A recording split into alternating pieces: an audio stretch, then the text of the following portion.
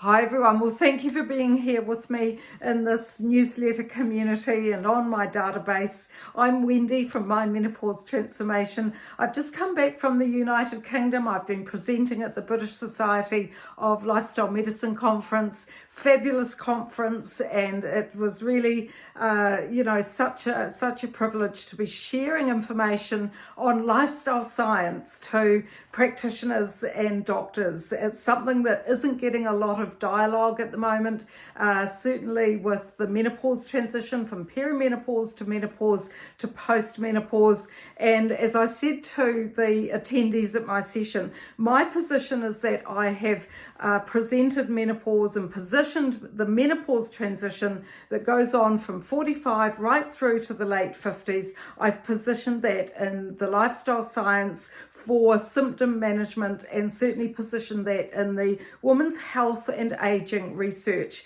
I was absolutely blown away when I started to explore this research as part of my doctoral studies on midlife women and their health, and I realized that there was so much that we don't know about this life stage in terms of how to look after ourselves, how to use the evidence and be able to share this with our clients. I know the dominant paradigm is menopause hormone replacement therapy, but of course if you think about that, then that does exclude a lot of women who might have health risks or who don't want to take HRT or can't take HRT.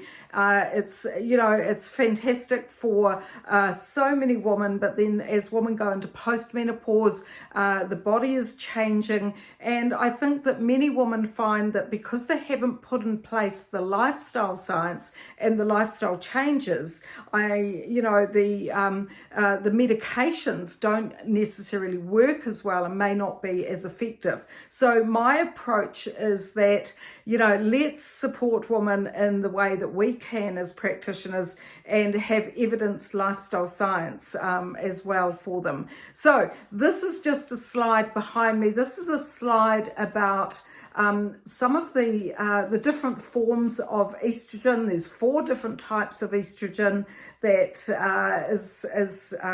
occurs throughout the body. And even though we tend to talk a lot about estrogen and not so much progesterone, but there's certainly different estrogens that do different things around the body. And I've just come off a practitioner call this morning, and that's a live Zoom call as part of my 12-week practitioner program. I've got a menopause weight loss coach program and a health coach program, but it's in those practitioner calls that we have our live Zoom calls. And this morning we were just doing some of the physiology. I was talking about the HPA thyroid axis, talking about the different types of estrogen. But at this British Society of Lifestyle Medicine conference, there was a fabulous session on endocrine-disrupting chemicals. And this has been getting a lot more research lately. They're called xenoestrogens or xenoestrogens, and we have to be aware of this. And it's an area that we can actually help women understand that there are different estrogen disrupting chemicals that impact on their menopause symptoms as well. So a lot of these chemicals are found in food. A lot of them are found in household sprays.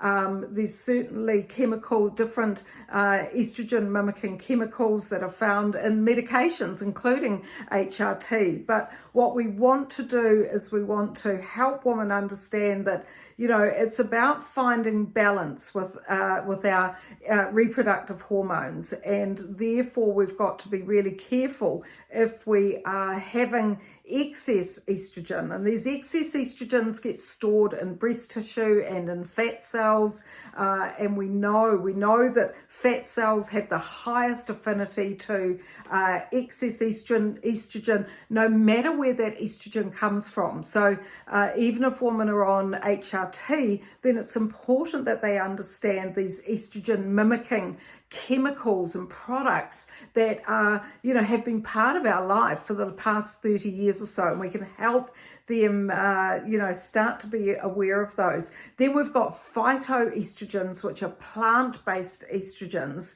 and these are important as women move through menopause, but into post-menopause. If women are really overweight, then I get them to cut back all forms of estrogen, except obviously if they're on HRT, that's between them and their medical specialist. But I do want them for women who are overweight, I do, want them to be really thinking about how well their liver health is so that they clear the excess estrogens, and also how, if they're having enough soluble fiber in their diet, which helps to carry those excess estrogens out. And we had a wee chat about that today, particularly for women who have developed breast cancer. They need to be aware that they're sensitive to estrogen, so they do need to be careful about how much estrogen they're having in their diet with certain foods, and certainly with, making sure that they're getting rid of some of these household products and chemicals that are damaging. And they're also carcinogenic, so we want, or cancer forming. So we do need to be very cautious about these. And so I've written an article for you. I hope that you enjoy that article. Share it with your clients, share it with other practitioners. And I hope that you can also explore the courses over the month of October. Please watch your email. We've got the Menopause Weight Loss Coach course on sale, and that's a fabulous course. It's 6 weeks. It's all self-learning, so you can take your time. You have access to your programs, to the modules for as long as you need, and so you can come on board into that Menopause Weight Loss Coach course over the month of October, particularly if you're someone who is prescribing exercise. And it's important that you understand how unique the menopause transition is, and what some of the conversations you can be having with clients around weight loss. So I really hope that you can explore that program as well. Enjoy the newsletter this week. I try and give you topics every week that I hope will be of benefit to you, so that I can help you to help your clients understand that lifestyle change is really important at this stage of life.